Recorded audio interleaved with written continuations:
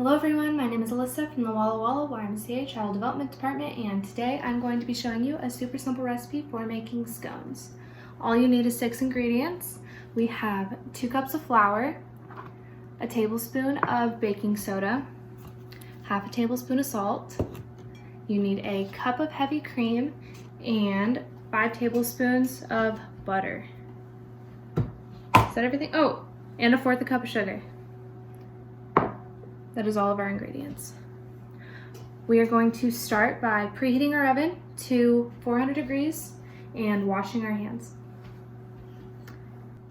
I find that this recipe is made much simpler with a food processor. While I've been told you don't need one to make this, it really just incorporates all of the dry ingredients and the butter together super nicely, as you'll see.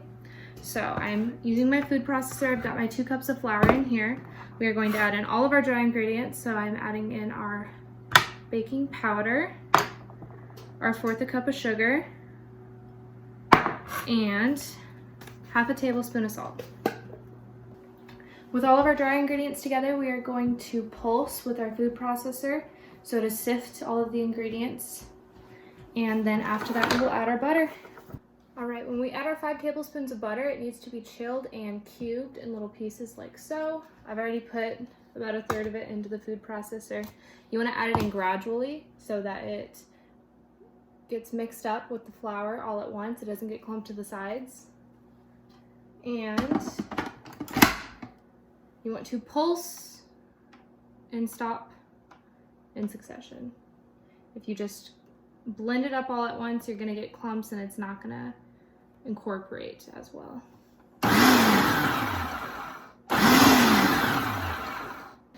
Now, as I'm pulsing it and I no longer see little chunks of butter coming up, I'm going to add a little bit more into the top. And keep going. This is where having a food processor makes life much easier. It blends everything up until it's a nice, almost gritty cornmeal consistency with little effort from you. And we are going to transfer the contents of our food processor into a large bowl, just like so. Okay, this is where we get our heavy cream now, and we are going to create a nice little well in the middle of our dry ingredients, like this. And we are going to pour first just half a cup into the middle of the well.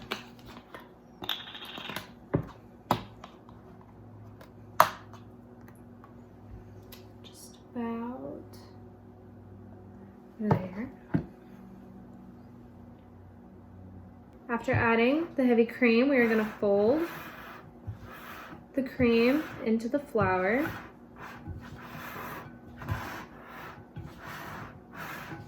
Spinning, I find, helps. And then after we've mixed it all in, we're going to add another half cup.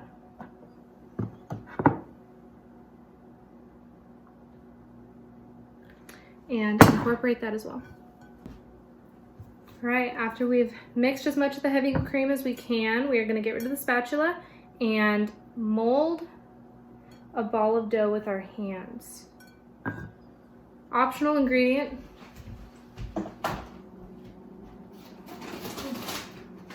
Are blueberries. If you'd like to add any fruit or chocolate chips or anything, you do it now in this stage.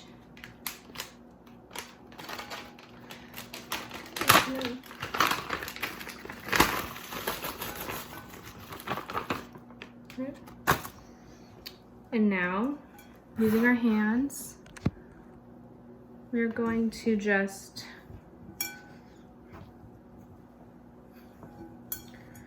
work it until it becomes a nice malleable ball of dough. If you find that it's too dry, you can add a little more heavy cream, but for the flakiest scones possible, you don't want to overwork it. The more your hands play with the dough, the more that the butter heats up, and it will be more dense while it's cooking. All right, after we have our nice dough ball. We are gonna kind of flatten it down into almost mound kind of shape here.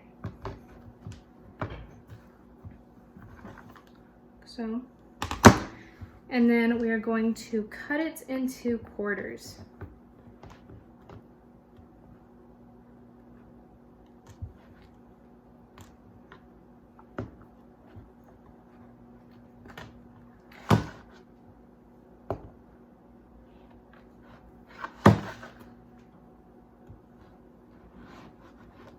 Then we are going to cut these quarters into quarters again. So each batch will give you 8 scones, and we are going to set them on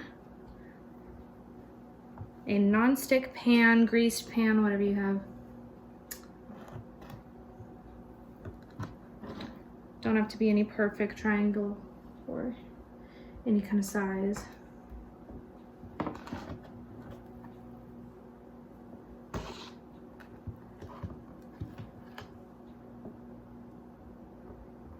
They will puff up quite a bit, so you want to make sure they're nice and spaced out. All right, next we're gonna stick this in the oven for 8 minutes. All right, Alexa, set a timer for 8 minutes. 8 minutes, starting now. After that timer is up, we are going to flip the sheet around so all sides get baked evenly for a total of 16 minutes. Here is my final product. I made a batch of regular butter scones as well without the blueberries. Nice and golden. I think they're best the first day that they come out, so I eat as many as I can now. They're great with a little bit of jam slathered on, and they're super simple and easy to make. 16 minutes bake time and 6 ingredients. I think they're great. If you make any of your own, be sure to send us pictures, and I hope you enjoyed.